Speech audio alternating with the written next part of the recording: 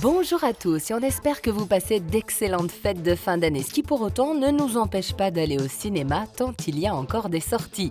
Momo est la comédie de la semaine, Christian Clavier est avec nous dans quelques instants. Et si nous partions quelques centaines d'années en arrière, revivre 2 mariages royaux arrangés pour les biens fondés d'une dynastie royale portée à l'image par l'auteur Marc Duguin.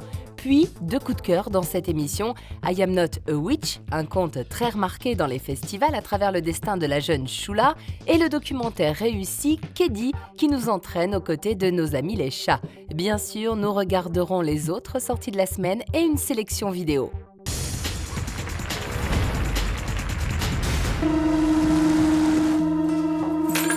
Il y a quelqu'un dans la salle de bain. Quoi? Merde, il m'a vu. T'appelles Lorette, on ne sait jamais. Maman. Il m'appelle maman. Oh là là. Ah, papa. Ça va. Il parle quelle langue? Il est sourd, il parle comme un sourd. Ben oui, ce Patrick serait le fils d'André et de Laurence Priou. Problème est de taille, ils n'ont jamais eu d'enfant. Mais alors, qui est cet envahissant Patrick?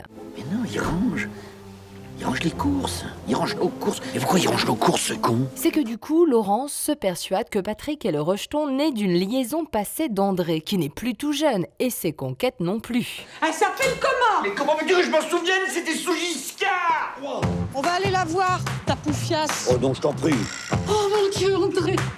Non mais comment t'as pu? Regarde-moi ça. Non, elle avait 40 ans de moins. Mais enfin, t'imaginer en train de là. Il veut nous présenter sa femme. Et oui, ça se complique sérieusement. Momo, c'est d'abord l'adaptation d'une pièce de théâtre qui a connu un très grand succès sur les planches il y a 2 ans, déjà par Sébastien Ce qui Thierry. m'a séduit, c'est le film qu'il m'a proposé. C'est pas de reprendre un rôle qui avait déjà joué au théâtre, pas du tout. Ça m'aurait plutôt.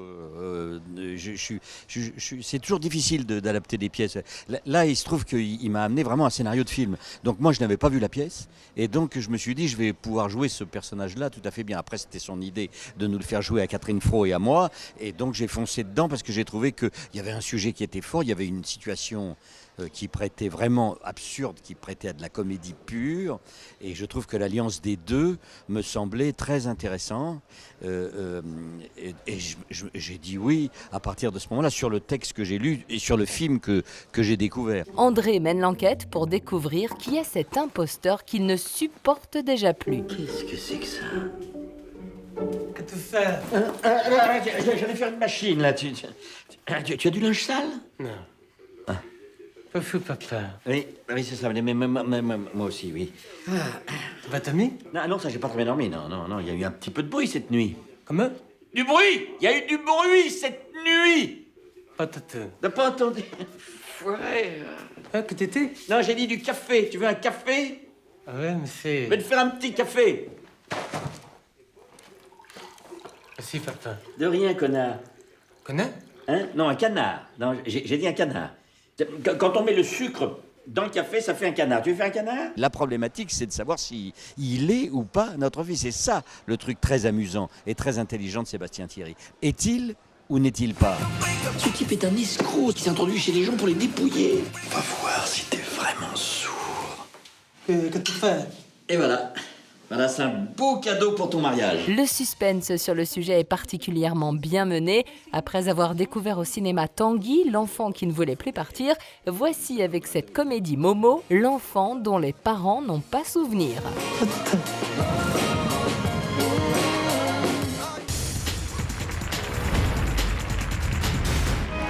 Votre Majesté, il me revient après ces longues années de guerre avec l'Espagne de veiller à tout prix à maintenir la paix. Nous pensons pour cela que votre mariage avec votre cousine Germaine, la fille de Philippe V, le roi d'Espagne, donnerait à la relation entre nos 2 pays un tour apaisé. Allez, un petit peu d'histoire. Nous sommes en 1721 et la dynastie de la maison d'Orléans n'est pas au mieux de sa forme. Une régence est en place au plus haut sommet du royaume français, avec Philippe II d'Orléans aux commandes, et ce alors que son cousin Louis XV a seulement 6 ans. En Espagne, ce n'est pas mieux à la cour de Philippe V, descendant de Louis XIV. Aussi, le régent soumet l'idée d'envoyer sa fille, à peine adolescente, en Espagne épouser Louis, le jeune enfant de Philippe V, et de marier une des filles du roi espagnol à Louis XV.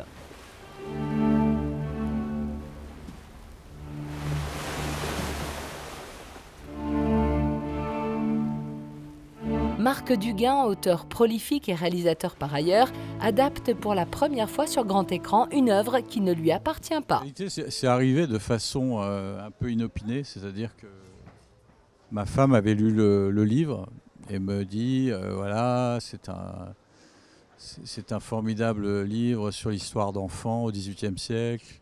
Comme elle sait que j'aime beaucoup le XVIIIe siècle, elle sait que j'aime beaucoup les enfants, que j'en ai beaucoup. Donc elle s'est dit que c'était un film pour moi. Et donc effectivement, j'ai lu le livre. Et là, j'ai été surpris par à quel point j'ai trouvé ça attrayant. Et très vite, j'ai compris que c'était un film extrêmement difficile à faire. Un film d'époque, c'est forcément des moyens importants, des décors à construire, d'autant qu'ici, il y a nombre d'enfants à l'image. Mais plus qu'un film du XVIIIe siècle, il y avait un grand nombre de sujets passionnants à aborder pour l'auteur-cinéaste. Il y a toute la question, au XVIIIe siècle, il y a toute la question de la précarité. De fait, il y a la question des femmes qui sont considérées surtout comme des mères porteuses. Et évidemment, il y a toute la question politique qui est derrière, qui était intéressante. Voilà, quand vous lisez un livre, moi je ne suis pas quelqu'un qui va vraiment dans le détail de ce qui m'intéresse, pas. Ça m'a intéressé d'un coup. J'ai dit, voilà, c'est un film que je veux faire. On a écrit le scénario avec Chantal Thomas. J'ai réalisé le film et puis c'est fait. Je suis charmé que vous ayez fait bon voyage. Vous ne mangez pas, madame? Vous pouvez manger avec les doigts si vous le souhaitez. Hein. Je me souviens que l'on ne procédait pas autrement à Versailles. Et c'est d'ailleurs tous ces sujets abordés dans cet échange des princesses qui rendent ce film plus que passionnant et nous plongent au cœur des grands arrangements monarchiques dans un seul but, assurer une pérennité à un trône déjà bien faible. Lâche! Je crois qu'il est urgent d'assurer votre descendance. Je crains que l'enfant soit inadapté pour un tel emploi. Jamais vous n'approcherez cet enfant. Mais vous m'aimez, n'est-ce pas?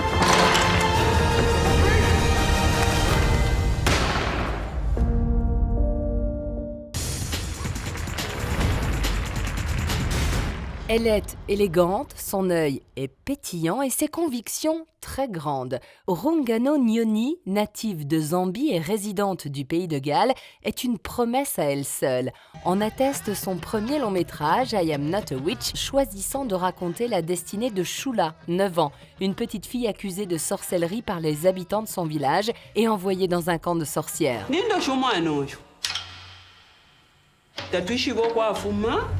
The physical place I went to, though, was Zambia, and I also went to Ghana, and I stayed in a witch camp for a month just to see what it was like.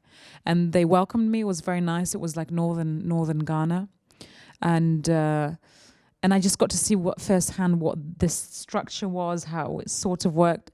I will never understand how it works, to be honest, not really. Sur un tel sujet de société, la jeune réalisatrice aurait pu opter pour une approche 100% réaliste, mais elle a préféré, à la lumière de sa réflexion, adopter la dynamique du conte. Un pari intelligent et plutôt gagnant.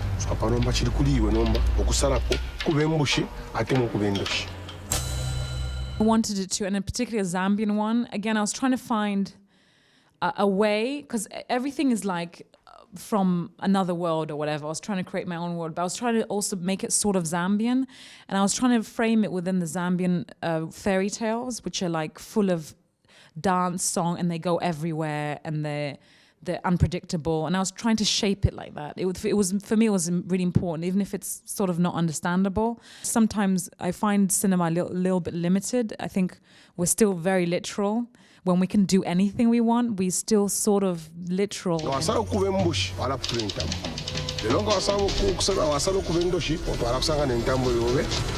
Ici, la réalisation est extrêmement soignée, chaque plan est pensé avec la plus grande attention.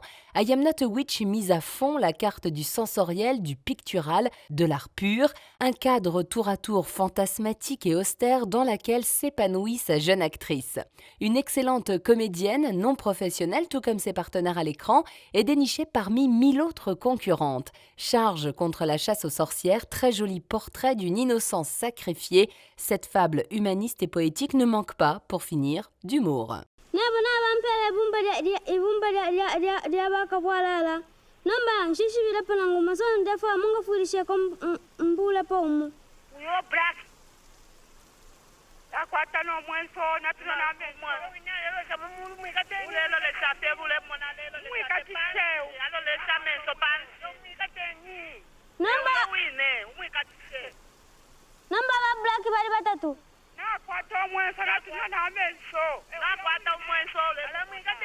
Or look like you're laughing at something. So it's sort of a risk and it's difficult to do it, but I really wanted humor because I just wanted a way for people to engage with the subject. L'engagement a vraiment été total et il le sera sûrement pour ceux qui tenteront l'aventure.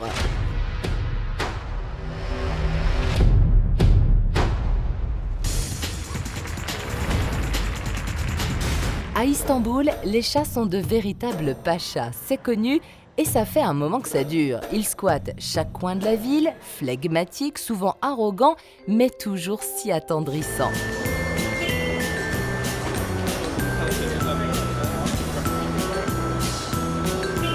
La documentariste turque Seyda Torun a eu la bonne idée de leur consacrer Kedi, un documentaire à hauteur de matou. We got to make this film because of this love, this cat renaissance that we're all experiencing right now around the world thanks to the internet. And thanks to cats. Elle y retrace leur parcours et leur trajectoire, distillant de l'humour et une infinie tendresse. Ils sont précisément 7 à être scrutés avec attention. Il y a le gentleman, le chasseur, la psychopathe, l'arnaqueuse, le joueur, le mondain et la tombeuse. Autant de destins attachants qui illustrent par ailleurs le rapport bienfaiteur que les hommes entretiennent avec ces petites bêtes. Sérieux candidat à l'Oscar du meilleur documentaire, Kedi, au-delà de son approche immersive, est une double déclaration d'amour. La première à la ville d'Istanbul, sublime et éternelle. La seconde au chat, qui de mémoire n'avait jamais été approché et bichonné avec une telle vérité. On en ronronne encore de plaisir.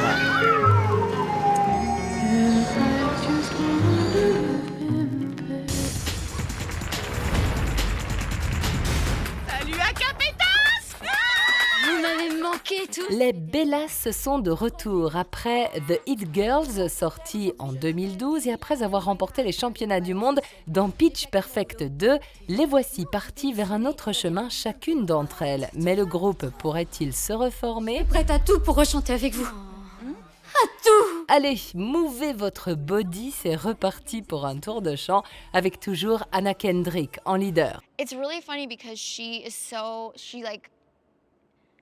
gets so nervous to do the stunts, and it's like really sweet to actually see her be nervous. Sujet très prometteur, le nouveau film de Ridley Scott s'annonce comme un thriller haletant, revenant sur le kidnapping du fiston d'un magnat du pétrole connu pour son avarice. Nous n'en savons pas plus. ¿Cuántas llevas exactamente? 5. Revenons sur Que Dios no perdones, que nous avons évoqué lors de sa sortie en salle cet été. Voici un polar qui nous arrive d'Espagne particulièrement passionnant, nous plongeant aux côtés de 2 flics confrontés à une enquête hors norme. En parallèle des Journées mondiales de la jeunesse dans le Madrid de 2011, un serial killer s'en prend à des mamies avec une violence particulièrement inouïe. Alfaro et Velarde, 2 flics madrilènes, prennent l'enquête en main. Disponible en DVD et Blu-ray, Que Dios no perdones ne vous laissera pas indemne. La semaine prochaine, nous reviendrons sur des heures sombres de notre histoire, portées par un Gary Oldman époustouflant dans le rôle de Churchill. Ce sera également le grand jeu et nous partirons faire un tour aux Arcs, où vient de se terminer récemment la dernière édition du Festival du cinéma européen. C'est une habitude particulièrement française de donner raison ou tort. On ne va pas lui donner tort à Christian Clavier que l'on retrouve cette semaine dans Momo, et faut dire que la presse ne le laisse jamais tranquille sur le sujet.